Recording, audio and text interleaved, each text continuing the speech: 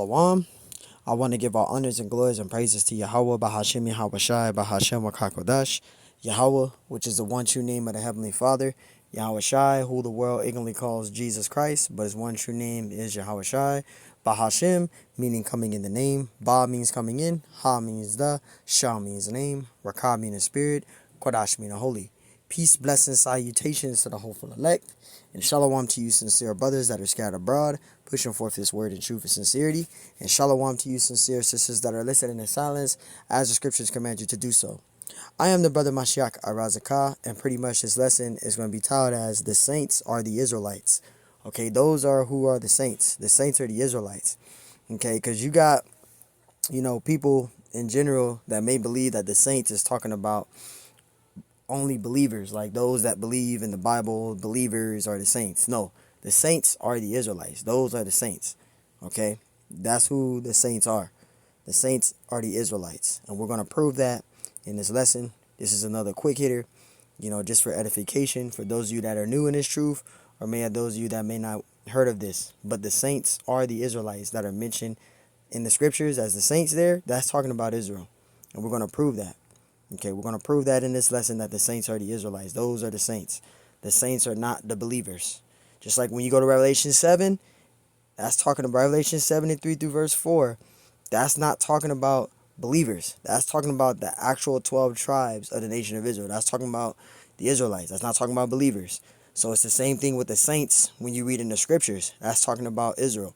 That's not talking about believers. Because you got people that get misconcepted, get misconstrued, not understanding that the saints are the Israelites. And we're going to prove that in this lesson. This is Psalms 50 and 5. Lord willing, this is edifying. It says, gather my saints together unto me. You see that? Those that have made a covenant with me by sacrifice. And who made a covenant with the Lord? Israel did. Israel made a covenant with the Lord, right?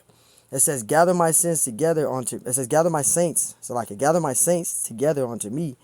Those that have made a covenant with me by sacrifice. That's talking about Israel there. The Lord only made a covenant with Israel, right? So the saints there, that's talking about Israel. All right, got another precept. Psalms 50 and 7. It says, hear, O my people, and I will speak, O Israel. See, it doesn't say, O all nations, O all people. It doesn't say that there in Psalms 50 and 7.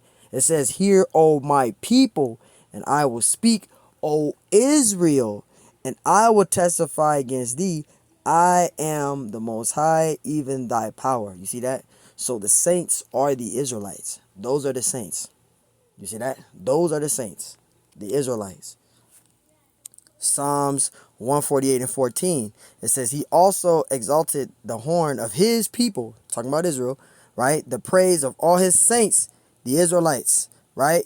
Even of the children of Israel, a people near unto him, praise ye the Lord. So the saints are the Israelites. Those are the saints.